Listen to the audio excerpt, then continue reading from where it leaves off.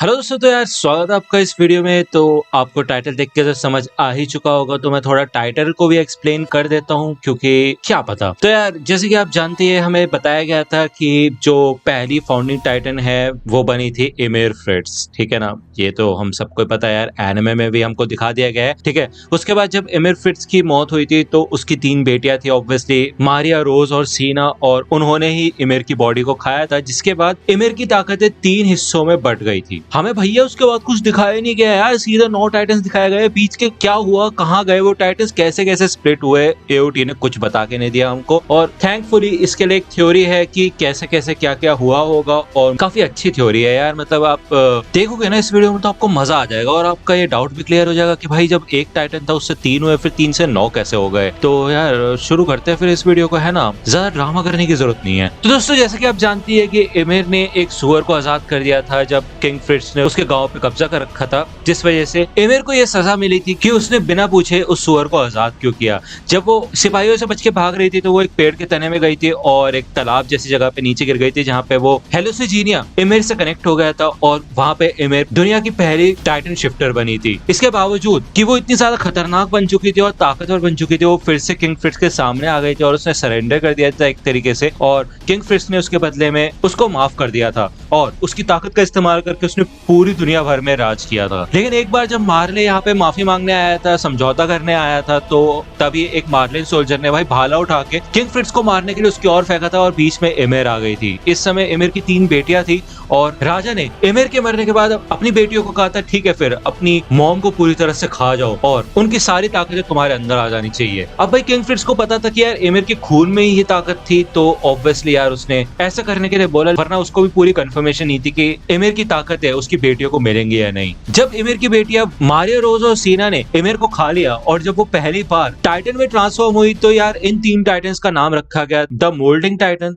The principal titan और the monsters titan. लेकिन इनकी ताकतें इमिर फ्रिट्ज से काफी हद तक अलग थी। दोस्तों अगर आप वर्ल्ड ट्री के बारे में जानते हैं, जो कि है ग्रासी, उसकी 3 जड़ें होती है, जो कि हो गई हमारी इमिर की 3 बेटियां मारिया, रोज और सीना, और उस पेड़ के तने पे ऊपर ब्रांचेस होती है जो कि 9 दुनिया से कनेक्ट करती है, और ये 9 दुनिया बेसिकली वो 9 टाइटन्स हो गए जो कि अलग अलग भागों में बटे। जैसे कि आपने यार मार्वल यूनिवर्स में भी देखा होगा, थॉर के मुंह से आपने कई बार सुना होगा कि यार 9 दुनियाएं होती है, तो इसी तरह ये कॉन्सेप्ट यहाँ पे भी काम करता है। तो यार जो हमारा मोल्डिंग टाइटन था उसके अंदर कॉलोसल, आर्मर और वॉर्ड हैमर टाइटन की ताकतें थी। उसको अपनी बॉडी के ऊपर पूरा का पूरा कंट्रोल था कि उसे अपनी बॉडी कितनी बड़ी बनानी है और कितनी ताकतवर बनानी है। साथ ही साथ उसके पास आर्मर टाइटन की तरह बॉडी पे आर्मर था और वॉर हैमर टाइटन की तरह वो अपने हिसाब से हथियार भी बना सकता था। अगर बात करें प्रिंसिपल टाइटन की, तो प्रिंसिपल टाइटन के अंदर यहाँ पे अटैक टाइटन, फीमेल टाइटन और फाउंडिंग टाइटन की ताकतें थी। इसके अंदर काफी कमाल की खूबियां थी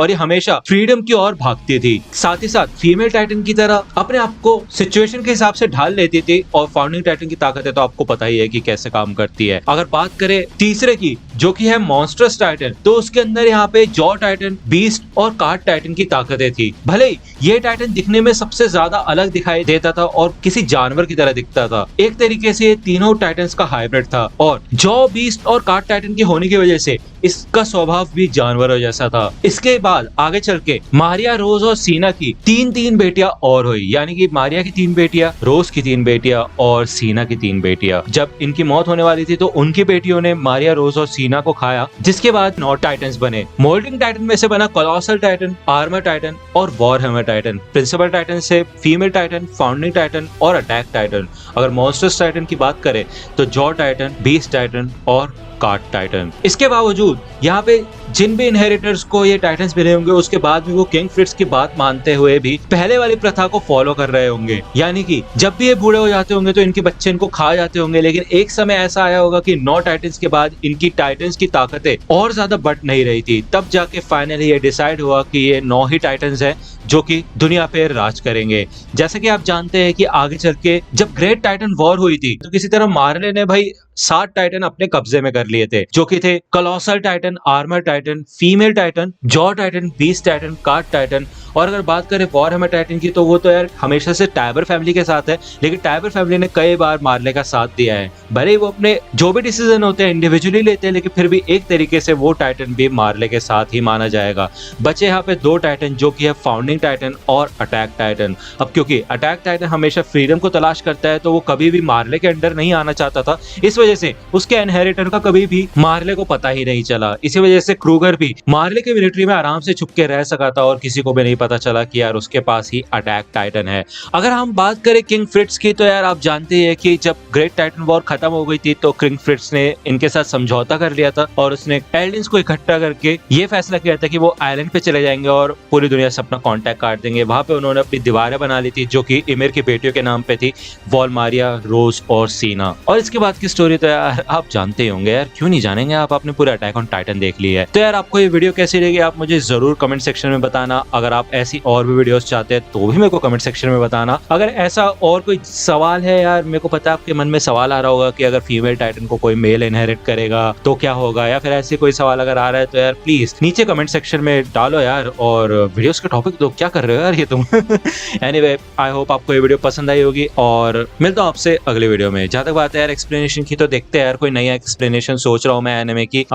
टोक्यो रिवेंजर्स मैंने सोच रखा है, बट स्टिल मैं 1-2 एनिमे और देख रहा हूँ यार, कोई बेटर एनिमे मिल जाए मेरे को जो कि यूट्यूब पे किसी ने डाली ना हो, तो वो देख रहे हैं। और जल्दी यार नेक्स्ट प्रिंट पे वीडियोस आना शुरू हो जाएंगी। तो दोस्तों आज की वीडियो के लिए सिर्फ इतना ही। आई होप कि आपको ये वीडियो पसंद आई होगी। अगर आपको ये वीडियो पसंद आई हो तो प्लीज लाइक कीजिए, अपने दोस्तों के साथ शेयर कीजिए और मेरे चैनल को सब्सक्राइब करना मत भूलेगा। और अगर आप मुझे कांटेक्ट करना चाहते हैं तो आप मुझे इंस्टाग्राम पे कांटेक्ट कर सकते हैं। मेरे पेज की लिंक आपको डिस्क्रिप्शन में मिल जाएगी। मिलता हूँ आपसे अगले वीडियो में, तब तक के लिए गुड बाय।